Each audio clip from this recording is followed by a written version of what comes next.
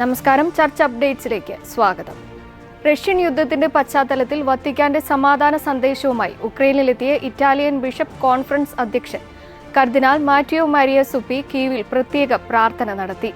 4 ദിവസത്തെ സന്ദർശനത്തിനായി ജൂലൈ 13-നാണ് കർദിനാൾ രാജ്യത്തെത്തിയത്. Saint Michael സ്ക്വയറിൽ നടന്ന ഔദ്യോഗിക ചടങ്ങുകളിൽ വിവിധ മത നേതാക്കൾക്കൊപ്പം കർദിനാൾ പങ്കുചേർന്നു. യുദ്ധത്തിൽ ജീവൻ നഷ്ടപ്പെട്ടവരുടെ സ്മരണയ്ക്കായി അദ്ദേഹം ചുവന്ന റോസാപ്പൂക്കൾ സമർപ്പിച്ചു. രാത്രിയിലും മിസൈലുകൾ പതിച്ചുകൊണ്ടിരുന്ന കീവിലെ ആകാശത്തേക്ക് നോക്കി ഉക്രൈൻ ജനതയ്ക്കായി ഉക്രൈനിയൻ ഭാഷയിൽ അദ്ദേഹം പ്രാർത്ഥനാ വചനങ്ങൾ ചൊല്ലി. ലിയോ 14 മാർപ്പാപ്പയുടെ പ്രത്യേക നിർദ്ദേശപ്രകാരമാണ് കർദിനാൾ സുപ്പി ഈ സമാധാന ദൗത്യത്തിന് നേതൃത്വം നൽകുന്നത്. കത്തോലിക്ക വിശ്വാസികൾ തങ്ങളുടെ വിശ്വാസമനുസരിച്ച് ജീവിക്കണമെന്ന് ബിഷപ്പ് തോമസ് പാപ്രോക്കി.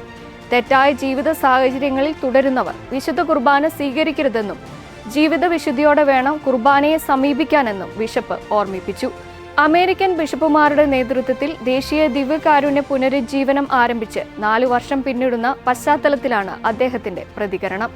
ഗുരുതരമായ പാപങ്ങൾ ചെയ്തവർ ആദ്യം കുമ്പസാരിച്ച് പാപമോചനം നേടിയ ശേഷം മാത്രമേ വിശുദ്ധ കുർബാന സ്വീകരിക്കാവൂ.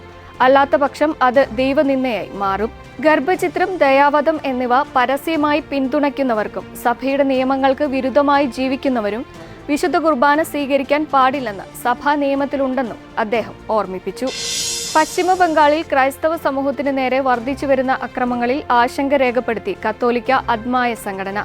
നോർത്ത് 24 പർഗാനസ് ജില്ലയിലെ ഓക്സ്ലിയം സലോഷ്യസ് സിസ്റ്റേഴ്സിന്റെ കോൺവെന്റ് പരിസരത്ത് അക്രമികൾ അതിക്രമിച്ചു കയറി നടത്തിയ ഭീഷണിയെ തുടർന്നാണ് സംഘടനയുടെ പ്രതികരണം.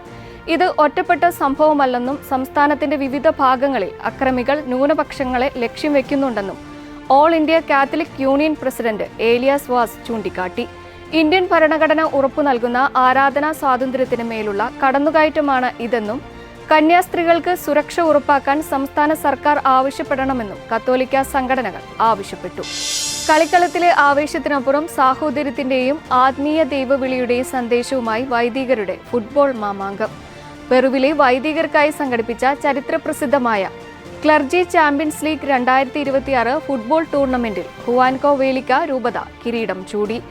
ആവേശകരമായ ഫൈനൽ പോരാട്ടത്തിൽ കുസ്കോ രൂപതയെ പെനാൽറ്റി ഷൂട്ടൌട്ടിൽ പരാജയപ്പെടുത്തിയാണ് ഹുവാൻകോ വേലിക്ക ചാമ്പ്യന്മാരായത്. വെറുമൊരു കായിക മത്സരം എന്നതിലുപരി സുവിശേഷവൽക്കരണത്തിന്റെയും ആത്മീയ കൂട്ടായ്മയുടെയും വേദിയായാണ് ഈ ടൂർണമെന്റിനെ വിലയിരുത്തുന്നത്. 10 വർഷം മുമ്പ് വൈദികരുടെ ഒരു ചെറിയ സൗഹൃദ മത്സരമായി ആരംഭിച്ച ഈ വേദി ഇന്ന് പെറുവിലെ വിവിധ രൂപതകളിൽ നിന്നുള്ള 100-ലധികം വൈദികർ പങ്കെടുക്കുന്ന വലിയ ഫുട്ബോൾ ടൂർണമെന്റായി മാറിയിരിക്കുകയാണ്. ഇറാനിലെ ശേഷിക്കുന്ന ക്രൈസ്തവ ദേവാലയങ്ങളും സഭകളും കടുത്ത ഭീഷണിയിലെന്ന് റിപ്പോർട്ടുകൾ.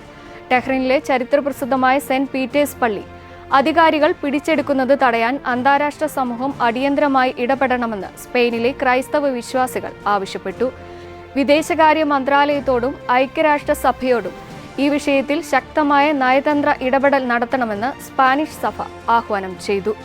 ഇതോടെ ചർച്ച അപ്ഡേറ്റ്സ് പൂർണ്ണമാകുന്നു. നന്ദി.